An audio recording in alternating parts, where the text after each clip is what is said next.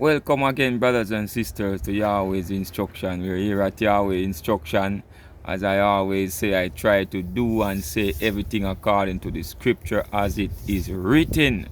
So will I tell it, and whatsoever Yahweh revealed to me and say, speak. Thus saith Yahweh unto his people, to bring back his people through the ancient wisdom which our first fathers who walked in righteousness had, until, they start to transgress and walk differently and receive damage, which we are walking in that same way today, many of us, and we are suffering because of it. So it is time that we come back to the ancient wisdom, the old path, walk therein, find rest for your soul, as it is already prophesied unto us by the prophets. So, brothers and sisters, welcome to Yahweh's instruction again, another series on Yahweh's instruction. Yahweh bless you and cause his face to shine upon you. I am, as usual, blessing everyone on every social media, every platform, every media of your choice that you are, pass out information to help people to improve their lives, answer questions that are being asked, and give, a template and conversation to guide people to go on their day-to-day liberty and journey, being that, sometimes, no matter how old you are, you don't know something, so it is always good when someone can, give a view and you can look at it many times and find out for yourself that it is true. So I am doing this video today, at least this evening, about when it says in Genesis 1:26, image and likeness. So the image and likeness of Yahweh. So when it says image and likeness, image, a representation physically, is a representative physically, that you can see the image, just like you would have an image set up in a place, and that is the image of Abraham Lincoln, the statue there to show that, the president or the former president or whatsoever, likeness, the character, the shape, form of that person. So it says in my Hebrew, it gives these definition as well that I am explaining to you guys. You can go and look it up as well. You can use any little books, or you can even just go on your phone and the translators there will do it for you. If you go to image, I think it will say Salem, SELEM, Salem, image, which is a physical representative of that person, an image, a likeness, of that person. But I'm saying this to say, when Yahweh created you in his image and in his likeness, Yahweh created you to have his character, his ways, and everything that he instructed, until someone else came in place and taught something that wasn't taught by Yahweh. When that different entity that we give heed to, sorry about that, guys, came and taught something else different from what we were taught. Now, look and see how valuable man is, and there is no being in creation like unto man. And I will tell you why. If you look in any other books, you'll see the same thing. Why I say this? Look at this. In the scripture in Genesis, it says, and Yahweh spoke, and it was so. Let there be light, and there was light, by his mighty power and authority. Let there be, let there be, let there be. And it was so. Even the angels, let there be, and they were created. But with man, he took his own sweet little time and made man, fashioned man with his own hands. He could have spoke as he did with the angels, as he did with all creation, with the beasts of the field, the birds of the air, and everything that is in creation. He could have spoke likewise, but there was something special about man. Man is the representative of Yahweh upon the earth, the image, the representative of Yahweh upon earth, to represent Yahweh. So when man go out of his place, man does himself a great deal of evil. Because no matter what you do, the enemy will never love you. You could have sell your soul to him a little more. He will never love you. You could have served him for how much donkey years, he will never love you. Because when he look at you, he sees Yahweh. So when you get time, guys, and watch this video, I want you to go to Genesis 1:26 and hear what it says. Image and likeness, and he formed man from the dust of the earth. Listen, so instead of he spoke as he did with every other else thing, because of the jewel that man is to Yahweh, he took his time as a king to use his own hands, his physical hands, as he wrote with the 10 Commandments, as I am hearing deceiving pastors and priests and misleading people with misleading statements, telling people that the law is done away with, and such is impossible, being the constitution of heaven and the righteousness of Yahweh and the principle of the kingdom, which if it is followed, there would be no evil amongst man, and man would be at peace with his creator and with his fellow men, because this is love, to practice these things.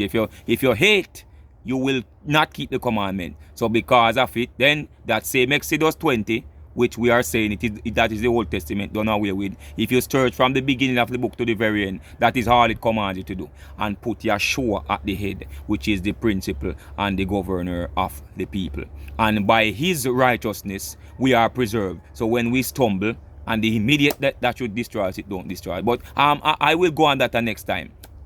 That will be next time to give that whole explanation on Exodus 20. But I am saying Genesis 1:26. So Yahweh formed you out of the dust of the earth with his own hands, just as he wrote the 10 Commandments with his own hands. So to show you how precious it is, how precious man is. Listen this part. Then he breathed into man the breath of life, and men became a living soul. Stop right there. So first of all, you were the dust of the earth, created in the image and in the likeness. So to look like, to represent. Right? To look like, to represent. Then, hear the conjunction now. He breathed into man the breath of life. So your origin is Yahweh. Your origin is Yahweh himself. Then man became what he was not, a living soul. So man did not become a living soul until Yahweh breathed into him the breath of life. So if man is a living soul, ask yourself this question: when did you become flesh? Now there we have a good story, and a good answer is need to be given. Sorry again, when did you become flesh? Well, I will tell you. After Adam transgressed and was stripped of that glorious garment that was set upon him, then Adam became flesh.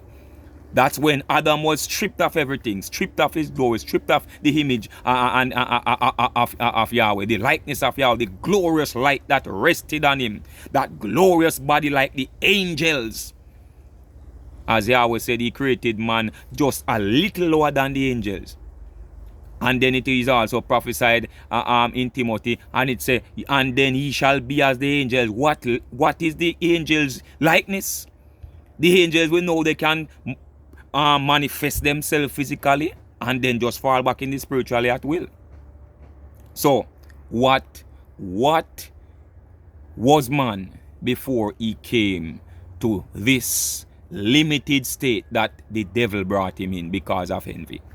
So brothers and sisters, I'm going to tell you something, and I'm going to be straight. To be wasting your time in these things, caught up in this whole behavior that is going on in the world at this present time. You're wasting your complete time, you know. I tell you the truth, you know, life doesn't begin right here, you know. You were before you came in a body. Because as it is written, when this present punishment return to the dust, then the real you return back to the Creator, which is your origin. But then the day of judgment now will visit you. What have you done while you were upon the earth? Seeing that you are the representative of your Father, the image and his likeness, you should be shown his character. And what is his character? Is his character rebellion? Is his character teaching lies? Is his character robbing, stealing, killing? What is his character? He gave you his character and gave it to our fathers upon Mount Sinai, and even speak to the angels in Psalms 104 and said, rejoice, O ye angels that excel in strength, that do his commandment and his pleasure. So this is the pleasure. So when we do otherwise and bring sorrow upon ourselves in the world and upon our brothers and even upon ourselves. So no matter how you sell out to the devil will never love you, my friend. Because whenever he sees you, he's not seeing the physical you. He's not seen as you do. He's seen the way that he was created and from the kingdom that he is from. He is seen not as fleshy men but spiritual as he was formerly. So when he look at you, he sees the image of him who he is grieved against continuously night and day, knowing that he cannot fight him. But how better to grieve the king than to destroy his creation and destroy the created being that he loves so much, that is his representative and his own image upon the earth, not the angel. You know that Yeshua is the only being in heaven that represents Yahweh and represents man at the same time. That is why he is called Son of Man and Son of Yahweh. So to represent man and represent Yahweh, the glorious power of Yahweh. So who else is fit for this duty and this job to be our representative in heaven, in the high council of heaven, to intercede on man's behalf, the intercessor for man? There is no one else. Who else could have come and perform the work that he has done as the representative of Yahweh and the representative of man upon the face of the earth? There is none else. No angels could have done it. No other powers could have done it. Only Yeshua was fit for that job. So brothers and sisters, I am saying today, let us know ourselves. Who are you? Who art thou, O man? And what is your duty that you should be doing while you're upon the face of the earth? What is it that is coming? Because we can see physically that it is coming. What was prophesied, it is coming. Even if you don't read the Bible, you can see with your eye that something is coming and something is happening. You feel it in your guts deep down. You feel it spiritually, no matter how you try to oppress it, that something is coming, something is happening, and there is something that you should be doing. No matter how much the money, how much the cars, how much the house and land and whatsoever, how much rum you drink, how much hypnotics you take, there is a void inside it that can't be filled no matter what you use to put it and to try to fill it. But I tell you the truth, look at the little poverty people sometimes that don't even have anything much, and when they go to the house of Yahweh and they worship and they give thanks and they glory and they walk upright, such a people joy. The rich man have to wonder, what is it that those people have that his money can't buy? Come on, my friends, only Yahweh can fill that void, because you are his image and his likeness. His breath of life is in you. The essence of Yahweh is inside you. You are a living soul, not a dead one, a living soul. But if you separate yourself from Yahweh, you will surely become a dead soul. The dead doesn't mean cease to exist, but in a state, my friend, which is without the presence of Yahweh, completely out of his presence.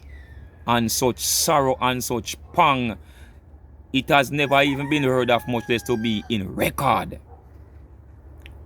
What shall be about such a people who do not take this opportunity to reform themselves by changing, turning, cease, put away the works that is very grievous, that we know that it is grievous, and we can prove it physically, because no one wants someone to come and take what doesn't belong to them from their house, so you don't do it to someone else's house. Plain and simple.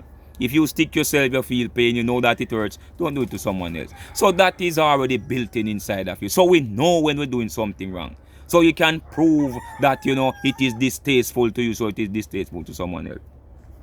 So this is just my little encouragement this evening. Brothers and sisters, Yahshua did not come to condemn the world, but to save the people, to bring back the people to the wisdom and the understanding, to reveal to them, who are you? This is not what you formerly were, and this is not what you should be. There is a higher calling, there is a higher state for you.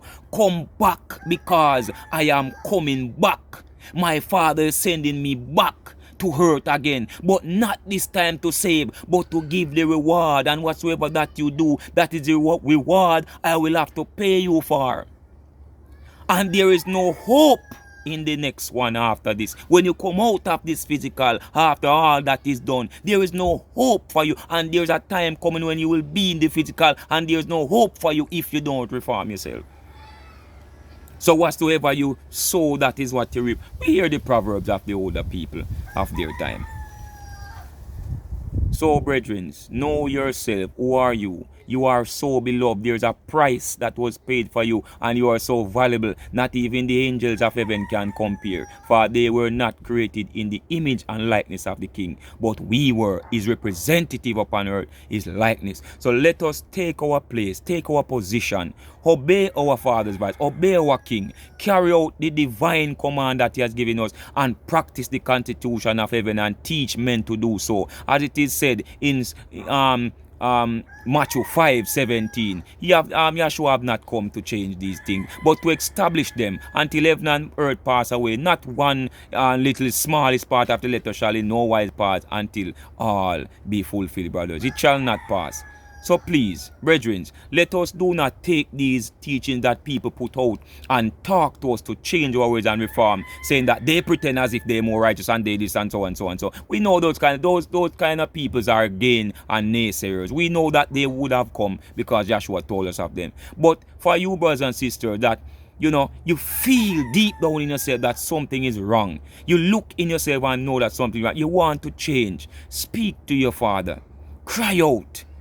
Fast and ask the Father for what it is, and Yahweh will graciously and generously grant to you. Sometimes we are bound by some secret sins, sometimes we are bound by some weakness, by some generation curse, all manner of things, but Yahweh is just waiting for you to call out and watch and see what he will do, for he has done it already, and he's just waiting for you. So Yahweh bless you and cause his face to shine upon you and lift his countenance upon you, brothers and sisters. Until next time, and Yahweh's instruction. Take care.